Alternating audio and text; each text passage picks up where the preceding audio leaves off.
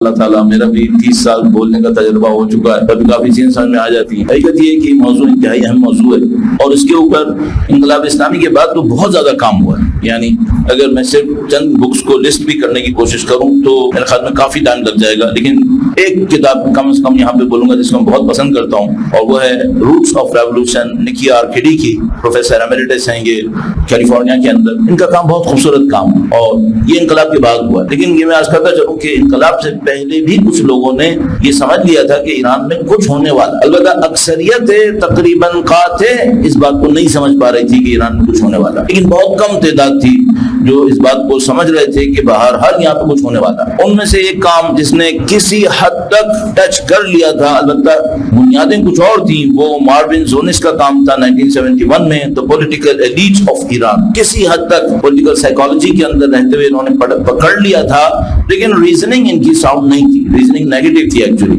تو اس کو ہم بہت زیادہ اپریشیٹ نہیں کر پائیں گے، لیکن اور بھی بہت سارے کام تھے جو ہوئے۔ میرے خیال میں کچھ سمجھ رہے تھے کچھ لوگ، لیکن بہت زیادہ لوگ قاطع میں کہہ سکتا ہوں نہیں سمجھ پائے تھے کہ کچھ ہونے والا ہے یہاں، لیکن بہرحال انقلاب رونما ہو گیا۔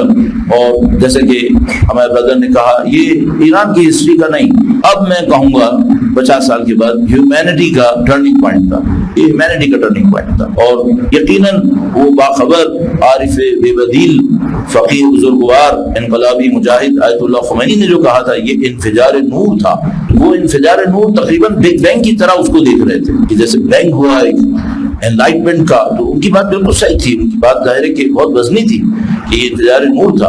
اور حقیقت یہ کہ اس ایکسپلوژن کو ہم ابھی تک فیل کر رہے ہیں اور اس کے ایکسٹینشن کو رکتا نہیں دیکھ رہے اور اس کی اسپیڈ کو بڑھتا دیکھ رہے ہیں۔ جیسے کہ بگ بینگ کے بعد ہم جانتے ہیں کہ یونیورس کا جو ایکسپینشن ہے اس کی ویلوسٹی بھی کم نہیں ہو رہی ہے، یہ بڑھ رہی ہے۔ تو ابھی تک لگ رہا ہے کہ انقلاب اپنی سرحدوں کو، مسلسل فکری سرحدوں کو، نظریاتی سرحدوں کو بڑھائے چلے جا رہے ہیں، بہت تیز، الحمدللہ رب العالمین۔ تو یہ بہت امپورٹنٹ پوائنٹ تھا، اور اس کے بعد جو جس کو نہیں بھی سمجھ میں آیا تھا اس کو جنگ کے بعد سوچنا پڑ گیا کہ یہاں پہ ہوا کیا ہے۔ سیکریٹری آف اسٹیٹ وہ جنگ سے چند دن پہلے یہ کہتا ہے کہ جتنا ہم نے پاور ایران کے خلاف لا کر یہاں پہ کھڑی کر دی ہے اور یہ سرنڈر نہیں کر رہے، تو کہنے لگا یہ انالیسس نہیں ہو پا رہا ہے کہ کیوں ایسا ہو گیا، کہ خود میں سمجھ میں نہیں آ رہا کہ ہم نے اتنی پاور لا کے یہاں پہ کھڑی کر دی ہے، کوئی اور ملک ہوتا تو وہ یقیناً سرنڈر کر چکا ہو، کہ ہوا کیا ان کے ساتھ، کہ کیوں سرنڈر نہیں کر۔ یہ جس کو کہتے ہیں ایبسولوٹ اگنورنس کی ایک علامت ہے، یہ کلپ آپ ابھی جا کے دوبارہ دیکھیے گا، یہ ایبسولوٹ اگنورنس کی علامت ہے کہ یہ اتنے ایروگینٹ ہیں، یہ اتنے اگنورنٹ ہیں کہ ان کو یہی نہیں پتا کہ یہ ہو کیا رہا ہے یہاں، تو یہ جنگ کہاں سے جیتیں گے، یہ دشمن کی کیپیبلٹی کو نہیں پہچان پا رہا ہے، سائیکالوجیکل تک کو نہیں پہچان پا رہا، یعنی صحیح آپ کے پاس فزیکل کیپیبلٹی کی اطلاع نہیں ہے کہ میزائل سٹی میں کیا رکھا ہے یا مثلا کون کون سی میزائل بن چکے ہیں، نہیں پتا آپ کو، ٹھیک ہے کوئی بات نہیں، آپ کی انٹیلیجنس کا فیلئر ہے، لیکن یہ ہو جاتا ہے۔ لیکن حتی آپ سائیکالوجیکل انالیسس کے اندر بھی فیل ہو رہے ہیں جس کی کوئی چیز چھپی بھی نہیں ہے، دیٹ از ایبسولوٹ اگنورنس۔ اور اس کی یہ ایک وجہ ہے اس امریکن ڈاؤن فال، کوئی بھی super power lack of power کی وجہ سے ختم نہیں ہوتی، لیک آف وزڈم کی وجہ سے ختم، وہ اپنے اوپر وہ بوجھ ڈال دیتی ہے جس کی وہ اہل نہیں ہوتی، اپنے بارے میں وہ توقعات رکھنے لگتی ہے جس کی وہ اہل نہیں ہوتی، ہمیشہ یہی ہوا ہے، اور اس دفعہ بھی الحمدللہ رب العالمین بعینہ یہی ہوا ہے۔ اور یہ جو پاور کرپٹ کا جملہ ہے جو میٹیریل پاور کے لیے استعمال ہوتا ہے، وہ ایکچولی کرپشن یہ نہیں ہے کہ وہ پیسہ کھانے لگا، کرپشن یہ ہے کہ جو ریشنلٹی ہوتی ہے یہ ان کے دماغ ختم ہو جاتا ہے، وہ اس کو کھو بیٹھتے ہیں، جیسے وہ فرعون حضرت موسیٰ علیہ السلام کھولے ہوئے پانی کے اندر کود بیٹھا ہے۔ اب یہ lack of wisdom, lack of rationality ہے کہ آپ ایک ایسے پانی میں کود گئے ہیں جس کو ایک نبی نے کھولا ہے، اور وہ نبی 7 مرتبہ مجھے دکھا چکا تھا کہ میں اپنی مرضی سے بلا لاتا ہوں، مرضی سے بلا ٹالتا ہوں، پھر بھی فرعون جیسا اسٹیٹ مین جا کر اس کے اندر کود رہا ہے۔ یہ لیک آف وزڈم ہے، لیک آف ریشنلٹی ہے، اور اسی کے اندر یہ سپر پاورز پھنستی، اور ابھی بھی یہی ہو رہا ہے۔ تو ہمیں یہ تو سمجھ میں آ رہا ہے یہ سائٹ یہ کہاں پھنس گئے، اور ظاہر ہے کہ اس کے اندر ان کی نفس پرستی شامل ہے، اس کے اندر ایکسپینشن ایسے ایکسپینسز کی جس کی کیپیبل نہیں تھے، 39 ٹریلین ڈیٹ اور یہ اور وہ۔ لیکن ہمارے لیے جو امپورٹنٹ ہے، جیسے کہ کہا گیا ابھی قرآن کا اصلی ٹائٹل یہ کہ یہاں پہ کیا ہوا ہے، وہاں جو ہوا ہے وہ تو وہی ہوا ہے جو ہمیشہ ہوتا ہے، ہر سپر پاور کے ساتھ یہی ہوتا ہے۔ یہاں جو ہوا ہے یہ 1400 سال میں نہیں ہوا تھا، بلکہ میں اگر آپ سے کہوں کہ یہ چند ہزار سال میں نہیں ہوا تھا۔ آپ نے کس نبی کی تاریخ میں پڑھا ہے کہ اس کی قوم نے اس کا اتنا ساتھ، کہاں یہ سنا؟ اگر کسی نبی کو حکومت بھی ملی ہے تو وہ اس وجہ سے ملی ہے کہ خدا نے ہوا کو اس کے لیے مسخر کر دیا، ورنہ کہاں ملی؟ کہاں ایسا ہوا کہ ایک نبی نے ایک ظالم کے خلاف قیام کیا ہو اور 50 دن تک اس کی عوام اس کی حمایت میں جانے دیتے ہوئے روڈ کے اوپر باقی؟ کہاں ایسا ہوا؟ یہ ہو رہا ہے۔ تو یہ جو انسیڈنٹ ابھی ہو رہا ہے ہماری آنکھوں کے سامنے، یہ once in a lifetime نہیں ہے، یہ ہسٹری میں ایک آدھ دفعہ ہوتا ہے، یہ بہت عجیب بات ہو رہی ہے۔ تو اب یہ کہ یہ کیوں ایسا ہو رہا ہے، یہ ہمارا موضوع ہے۔ میں نے خود موضوع کو اور بڑھاوا دے دیا جسے کہتے ہیں, ذرا تشریح کرنے کی کوشش کر لی, تھوڑا بہت میں آپ کو تھوڑا سا ہنسا لوں گا تاکہ آپ بہت زیادہ تھک نہ جائیں کہیں آپ کا ذہن. تو میں یہ کام کروں گا کہ تھوڑا سا ریلیکسیشن دے دوں گا, پھر دوبارہ سے اپنا کام کروں گا. بہرحال مجھے آپ کی صحت سلامتی کا بہت خیال ہے, آپ مطمئن رہیے گا. ویسے بھی کافی سینئر یہاں موجود ہیں. اصل میں ہمارے پاس دو سوال. پہلی بات تو یہ کہ یہ جو ایران میں ہوا یہ کیا ہوا. دوسرا سوال جو شاید اس سے بھی زیادہ کمپلیکیٹڈ ہے, آیا یہ کاپی کیا جا سکتا ہے؟ یہ بہت مشکل سوال. تیسرا سوال جو ہمارے اسکوپ کے اندر نہیں ہے وہ یہ کہ اگر کاپی ہو سکتا ہے تو کیسے ہو سکتا ہے. یہ ہمارے اسکوپ کے اندر نہیں. ہمارے اسکوپ کے اندر اس وقت پہلا سوال ہے یہ ہوا کیا ہے, اور کسی حد تک دوسرا سوال ہے کہ آیا کاپی ہو سکتا ہے یا نہیں ہو سکتا. بس کیسے ہو سکتا ہے اس کو ہم نے ٹچ کرنے کا ارادہ فی الحال نہیں کیا ہوا. بیچ میں ایک آدھ جملہ ادھر ادھر کہہ دیں گے لیکن ہمارا ارادہ اس کے اوپر بات کرنا نہیں ہے. پہلا سوال. اچھا, اس میں معمولاً ایسا ہوتا ہے کہ اب آپ کسی کے سامنے ہائی کمپلیکیٹڈ کوئی ایک سوال رکھتے ہیں اور وہ بہت آسانی سے ہماری طرف بولنے والا وہ ایک جواب دیتا ہے جس میں سوال سے بڑھ کر کوئی زیادہ معلومات ہوتی نہیں. ہوتا تو جواب ہے لیکن در حقیقت وہی سوال ہوتا ہے جو دہرا دیا جاتا ہے اور اس میں اس سے زیادہ کوئی اضافہ نہیں ہوتا. آپ دیکھیے میں کارنامہ کرنے کی کوشش کرتا ہوں آپ کے سامنے, آپ کو خود ہی احساس ہو جائے گا. ایسا اگر کوئی مجھ سے کہے کہ بھائی یہ کیا ہوا یہاں پر, تو میں کہوں کہ بھائی یہ اصل میں ان کا مذہبی جذبہ ہے اور ان کی تہذیبی ثقافت ہے, تہذیبی سرمایہ ہے اور ان کی قومی وحدت ہے جس نے یہ کام کر دیا. سوال سے بڑھ کر کوئی اور معلومات ملی آپ, یہ تو سب آپ کو پہلے سے پتا تھا. تو اگر میں آپ کو یہ جواب دے دوں کہ بھائی ان کا ایک مذہبی اثر ہے تو کون بے وقوف اس 50 دن میں نہیں سمجھ پایا کہ یہاں مسلسل یا حسین کے نعرے لگ رہے ہیں. مذہبی اثر نہیں تو اور کیا ہے. ان کا تہذیبی سرمایہ ہے, مسلسل وہ کہہ رہے ہیں ایران ایران ایران. تہذیبی سرمایہ کے اوپر بات کر رہے ہیں, وہ اپنی ہسٹری دوہرا رہے ہیں بار بار کہ ہم 4000 سال میں کتنی دفعہ سرنڈر ہوئے ہیں دشمنوں کے سامنے. بات کر کے دیکھو. تو میں ایک ڈیٹیل یہاں پہ ڈال دوں کہ 4000 سال کی پرشین امپائر کی ہسٹری کے اندر جس سے 8 مرتبہ سرنڈر ہوئے ہیں. 4000 سال سرنڈر نہیں, شکست کھائے ہیں, شکست کھائے, اس کے بعد سرنڈر ہوئے ہیں. یعنی ایسا نہیں کہ یوں ہی پھینک دیا ہو, ایک آدھ دفعہ ایسا بھی پھینکا ہے. پورے 4000 سال میں صرف 8 مرتبہ ایسا کام ہوا ہے. اس کا مطلب کیا ہے؟ اس کا مطلب ہے جو یہاں پہ حملہ کرنے آ رہا ہے اس کے پاس جیتنے کا چانس ناٹ لیس دین 2% ہوگا. اتنے 1000 سال میں اتنے حملے میں 8 مرتبہ صرف وہ ہارے ہیں امپائر کے لیول کے اوپر. چھوٹی موٹی جنگیں ادھر ایک محلے کے اندر ہو گئی, گوشے کنار میں, اس کی باتیں نہیں کر رہا ہوں. صرف 8 مرتبہ. کا مطلب ہے یہاں پہ کچھ ہے یہاں, لیکن ہمیں دیکھنا پڑے گا وہ ہے کیا چیز. اور ایک بہت بڑا ایک سوال ہے جو ابھی آئے گا, میں آپ کی خدمت میں عرض کرتا ہوں. تو مذہبی اثر ہے, تہذیبی سرمایہ ہے اور قومی وحدت ہے. قوم اکٹھی ہو گئی. ہاں سب کو نظر آ رہا ہے قوم اکٹھی ہو گئی, لیکن اس سے مشکل حل نہیں ہو رہی. ہمیں اور گہرائی میں جانا پڑے گا. کیوں؟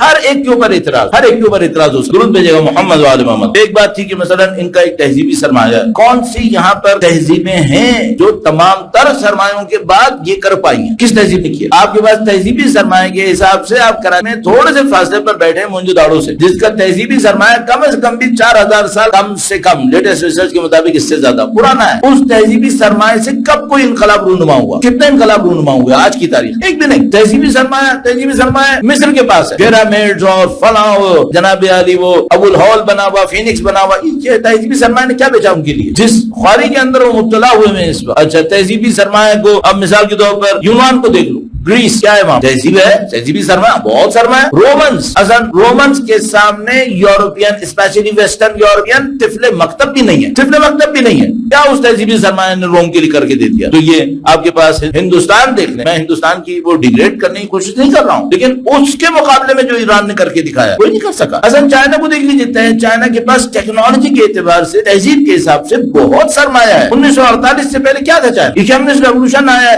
اصل ایک عجیب بات اس کا تھا جو اپنے جوان بچوں کے لیے 1970s میں پاکستان چائنا کو لون دیتا تھا. اب کوئی سنے دنیا میں تو مذاق اڑائے گا, کہ کیسی باتیں کر رہے ہو. ہاں, پاکستان لون دیتا تھا. چائنیز انڈیپٹڈ تھے کہ کوئی ان کو دنیا میں ماننے والا نہیں تھا, پاکستان ان کو مانتا تھا. ان کے ساتھ اپنی ایئر لائن کی سروس شروع کر دی تھی. تو اس بات کے اوپر بڑا فخر کرتے تھے کہ پاکستان بھی آئیے چائنا میں لینڈ کرنے والی. یہ چائنا تھا. تو یہ چائنا, انڈیا, پیرو جائیے وہاں پہ دیکھیے, وہ جو ان کے ریونز ہیں, بیوٹیفل پلیسز اور ماسٹر پیسز ہیں. کیا ملا اس تہذیب و ثقافت؟ اسی طرح ایران, اس کے پاس تہذیب ہے, اس کے پاس ثقافت ہے, نو ڈاؤٹ اس کے اندر, لیکن اتنے اور ملکوں میں تہذیبیں اور ثقافتیں تھیں اور ایک سے ایک ماسٹر پیس تھا ان کے پاس, ٹیکنالوجی کے اعتبار سے بھی اچھے تھے. اس نے کیا دیا؟ تو پھر یہاں کیسے ہو؟ اس کا مطلب یہ جواب کافی نہیں ہے کہ آپ کہیں گے ان کے پاس تہذیبی سرمایہ تھا اور تہذیبی سرمایہ نے ان کو یہاں پہ پہنچا دیا, باقی نے کیوں نہیں پہنچایا؟ دیکھنا پڑے گا. اچھا, اب ظاہر ہے کہ میں ایک بات اور عرض کرتا چلوں, میں نے اتنی جگہوں کے نام لیا, افریقہ کا نام لیا, افریقہ میں تہذیبی سرمایہ بہت ہے. اصل ایک بات عجیب ہے, اس دنیا میں جس خطے کو میں بدتہذیب ترین خطہ تعبیر کروں گا وہ جو اس وقت ہماری تہذیب کے رہنما بنے ہوئے, تاریخی اعتبار سے بد تہذیب ترین علاقہ دنیا کا یہ علاقہ, شمالی یورپ اور مشرقی مغربی, ان کے پاس کوئی تہذیب نہیں ہے حقیقت یہ. اور اگر یہ بھی تو انہوں نے جس بری طرح سے اس کے ساتھ نہیں کی ہے, جس طرح انہوں نے برباد کیا, جس وقت جو لوگ حکومت کر رہے ہیں دنیا کے اوپر, اسپیشلی سیکنڈ ورلڈ وار کے بعد جو سسٹم بنا ہوا ہے فائنینشیل, سوشل, پولیٹیکل, یہ دنیا کی بد تہذیب لوگوں کا سسٹم تھا جس نے دنیا کی تہذیب کا ستیہ جہاز مار دیا, ہمیں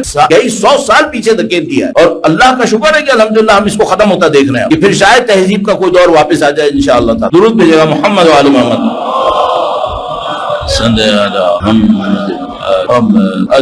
اچھا, دوسرا جواب ہم یہ دے سکتے ہیں کہ بھائی ان کے اندر ایک مذہبی جذبہ ہے, اور اس مذہبی جذبہ نے ان کو اس مقام پہ پہنچا دیا. ہاں ٹھیک ہے, کوئی ڈاؤٹ نہیں, جیسے کہ میں نے عرض کیا. لیکن ایک سوال ہے, کون سا مذہبی جذبہ؟ اسلام. یہ جو باقی 51 بہنیں بیٹھی ہیں, ان کے پاس اسلام نہیں ہے کیا؟ ان کے پاس بھی تو اسلام ہے. اور وہ جو باقی حتی شیعہ نام کے لے کر بیٹھے ہوئے, کیا ان کے پاس شیعہ نہیں ہے؟ وہ بھی جو شیعہ, کیا کارنامہ کیا ان لوگوں نے؟ الحمدللہ مجھے پتا ہے کہ اس وقت جو دنیا کے اندر بہادری, مقاومت اور جذبے کے ساتھ جو میدان میں کھڑا اگر اسلام کے اندر کوئی ہے تو اہل بیت علیہ السلام کے ماننے والے ہیں, چاہے وہ ایران میں, چاہے وہ عراق کے اندر, چاہے لبنان کے اندر, چاہے وہ یمن کے اندر اور پاکستان کے اندر, دنیا کے مختلف علاقوں, ہندوستان کے اندر, کشمیر کے اندر, یہ سب اہل بیت کے چاہنے والے جو فرنٹ لائن کے اوپر ہے. لیکن ظاہری طور پر تو بہت سارے شیعہ ہیں. یہ ازبکستان دیکھ لو, اس میں شیعہ نہیں ہے کیا؟ شیعہ. اور خود چلو چھوڑو ساری بات, ایران شیعہ نہیں تھا کیا انقلاب سے پہلے؟ ایران شیعہ تھا. کون سا شیعہ تھا؟ کون سا شیعہ تھا؟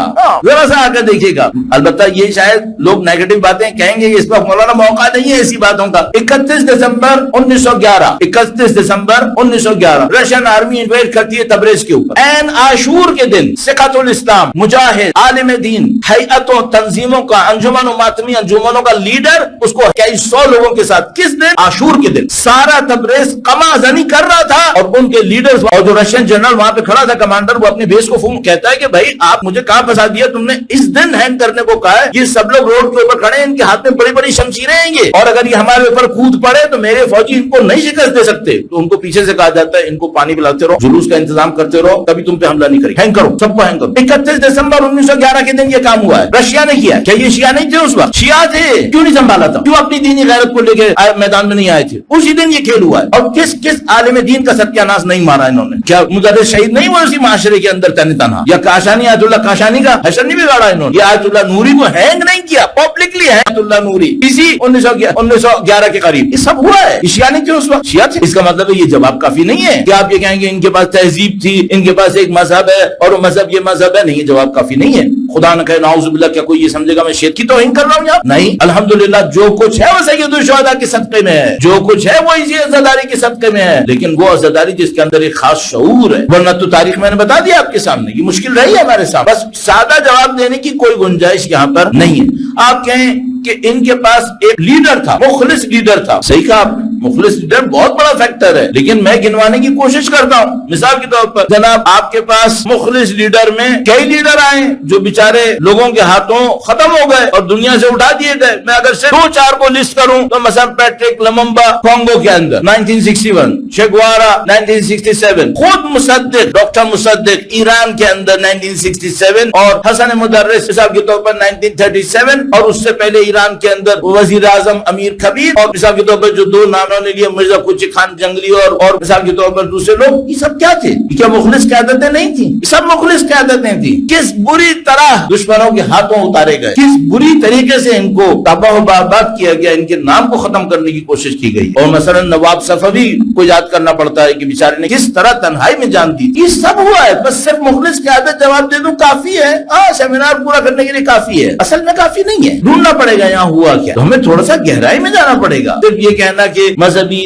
دینی شعوری دینی جذبہ ہے, یا مثلا ان کے اندر مخلص قیادت ہے, یا تہذیبی ثقافتی میراث ہے, میں بار بار کہہ رہا ہوں یہ کافی نہیں. اس میں گہرائی میں جائیں. اچھا, ہم لوگ کیوں گہرائی میں نہیں جاتے؟ اس ڈر سے کہ لوگ سنیں گے نہیں, تھک جائیں گے, اس لیے نہیں جاتے. تو میں نے پہلے ہی آپ کو دعائیں صلوات دے کر تیار کیا بھائی ذرا تحمل, ٹائم لگے گا لیکن تھوڑا سا کام کرنا ہوگا. درود بھیجیں محمد و آل محمد صلی اللہ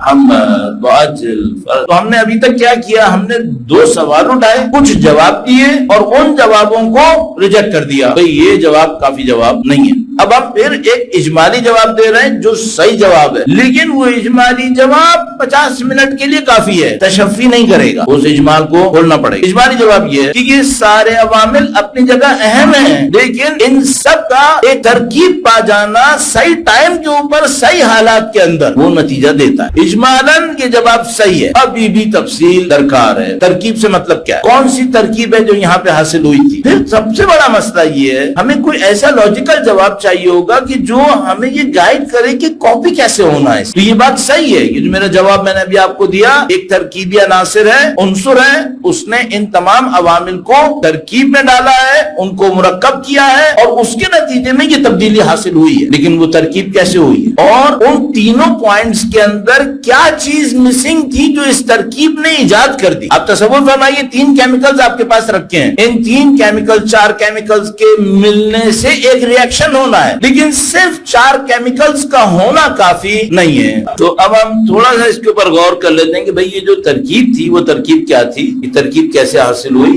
اور اس ترکیب نے ان 4 کیمیکلز پہ کیا ایڈ کر دیا جس سے یہ ریزلٹ مل گیا جو کبھی نہیں مل رہا تھا, کبھی ہمیں یہ کام نہیں ہوتا نظر آ رہا. تو اب میں اس کے اندر تھوڑا سا گہرائی میں جاؤں گا اور یہاں پہ ایک اور اجمالی جواب میں ایڈیشن کروں گا جو ایکچولی پوائنٹ ہے. وہ کیا ہے؟ یہ تینوں عوامل اپنا اثر دکھا سکتے تھے, لیکن ان تینوں عوامل کا ایک جیسے کہیے کہ ایک اینٹی فورس ان کے اوپر اپلائی ہوئی بھی تھی جو ان تینوں کو بے اثر کر رہی تھی. یعنی 3 عوامل میں لے رہا ہوں, مذہبی تاثیر ہے, تہذیبی ثقافتی ورثہ ہے اور لیڈرشپ. ان تینوں کے اندر پوزیٹو دیں گے, لیکن ان تینوں کے سامنے ایک اور عامل آیا ہوا ہے, ایک اور عامل آیا ہوا ہے, وہ عامل ان تینوں کو بے اثر کر رہا ہے. اب مجھے ان تینوں کے اندر جا کر, جس کا میں اجمالاً عرض کر چکا ہوں, یہ دیکھنا ہے وہ منفی عامل کون سا ہے جو ان کی تاثیر کو روکے بیٹھا تھا اور اس ترکیب نے اس منفی عنصر کو بیچ سے نکال دیا, اس منفی عنصر کو بیچ سے نکال دیا. اب بہت زیادہ باتیں کرنے کے بجائے سادہ باتیں کرتے ہوئے تھوڑا سا اس کو آگے بڑھانے کی کوشش کرتے ہیں. وہ عامل کون سا ہے اور اس کا جو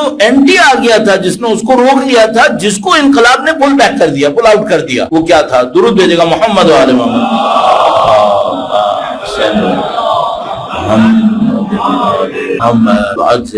میرا تھوڑا بہت انٹرسٹ ہے ہسٹوریکل بلڈنگز کے اندر. دنیا میں جہاں جاتا ہوں دیکھنے کی کوشش کرتا ہوں ہسٹوریکل بلڈنگز کیا ہیں. میں آپ کو گارنٹی سے کہتا ہوں فقیر ہے. شکر ہے کہ میرا مغربی یورپ ایسا کوئی دوست نہیں جو وہاں رہنے والا ہو اور اس کو وہاں ان سے کوئی دلی لگاؤ بھی ہو. فقیر ہیں لوگ اس معاملے. حقیقت یہ ہے, مثلا آپ اور میں برصغیر کے رہنے والے ہیں, پتہ نہیں ہم اس کی پرانی لیگیسی کو اپنا مان پائیں گے یا نہیں پائیں گے. ہم پاکستان کے اندر آنے کے بعد لیگیسی کے ویکیوم کے اندر آ گئے. نہ وہ جو اصل مسلمان ہے وہ ہمیں ایکسپٹ کر رہا ہے کہ ہم اس سے ہیں عرب, نہ وہ جو اصل انڈین ہے وہ ہمیں ایکسپٹ کر رہا ہے کہ ہم اس سے ہیں کیونکہ ہم انڈین نہیں ہیں. اور ہمیں خود سمجھ میں نہیں آ رہا کہ ہم ہیں کیا. تو ہمیں 70 75 80 سال جتنا بھی ہو گیا اپنی آئیڈینٹی کو کلیئر کرنے میں گزر چکا ہے. ہمیں کچھ سمجھ میں نہیں آ رہا کہ ہم ہیں کہاں پر. مجھے ابھی تک جو سمجھ میں آتا ہے, یہ پرابلم آ رہی ہے ہمارے ساتھ, لیکن بہرحال میں اس کو اپنا مان لیتا ہوں, میں مان لیتا ہوں, ٹھیک ہے, فار دا ٹائم بینگ مان لیتے. تو بھائی آپ کے پاس تاج محل ہے, ماسٹر پیس آرکیٹیکٹ. اچھا ٹھیک ہے, اچھا اس تاج محل کے مقابلے میں انگریزوں نے کیا بنایا جس کو میں کہوں کہ تاج محل کے پیرالل ان کا بھی کچھ ہے؟ کیا ہے ان کے پاس؟ نہ یہاں نہ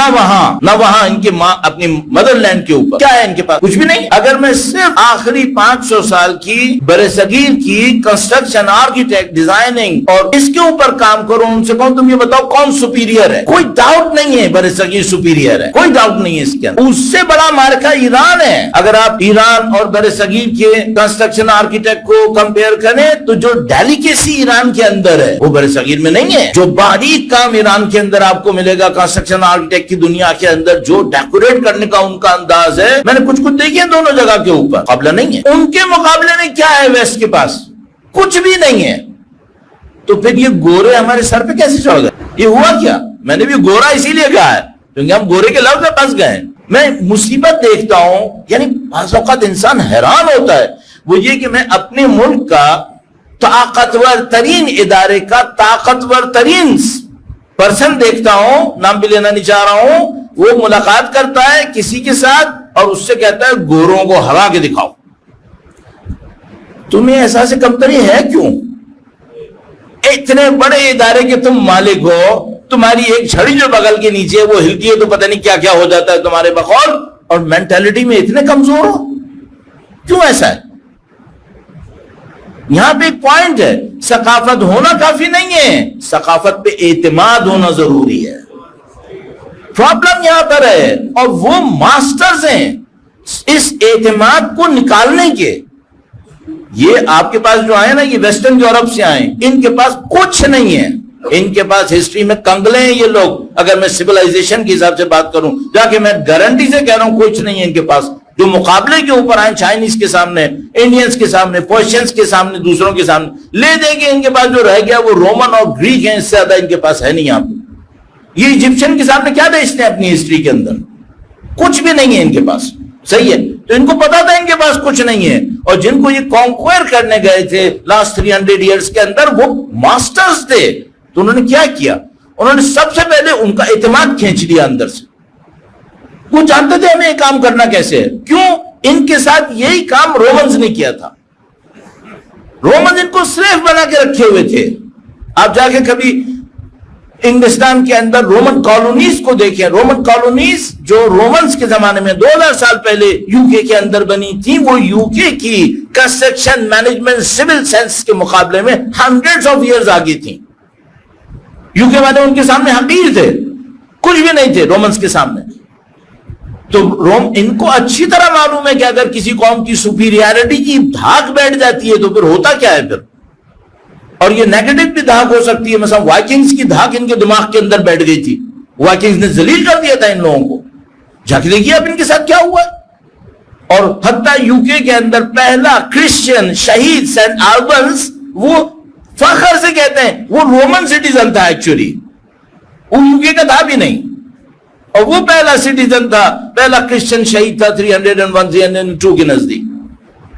تو ان کو پتا ہے کہ اگر کسی قوم کی سپیریارٹی کی دھاک بیٹھ جاتی ہے تو وہ قوم سرنڈر کر دیتی ہے. انہوں نے یہ کام سب کے ساتھ کیا, عربوں کے ساتھ, ایجپشنز کے ساتھ, بر صغیر سب کانٹیننٹ کے اندر پرشینز کے ساتھ اور چائنیز, سب کے ساتھ یہ کام کیا. اس کو عرف عام میں کیا کہتے ہیں؟ کہتے ہیں اس کی ہوا نکال دو, اعتماد ختم کر دو. اچھا, اب جب قوم میں اعتماد ہی نہیں ہے تو وہ کیا کرے گا؟ وہ یہ کرے گا, وہ یہ بتائے گا کہ یہ جو میر ویدر ٹاور ہے نا, یہ انگریزوں نے بنایا تھا. وہ جو دہلی سے لے کے پشاور تک روڈ بنائی تھی وہ جاہلوں نے بنائی تھی, ان نکموں نے بنائی تھی. یہ جو پانی کے اتنے سسٹمز بنے ہوئے تھے کہ سارے پاگل تھے جنہوں نے بنائے تھے. نہیں, تمہارے پاس کوئی یونیورسٹی نہیں تھی تو اچھے بھلے تھے ہم بھائی. بغیر یونیورسٹی کے جب یہ سب بنا رہے تھے تو ہم تو بہت اچھے تھے. اب تم نے جو یونیورسٹیز دی اس کے بعد ہمیں روڈ بنانے کے لیے کورینز کو بلانا پڑ گیا.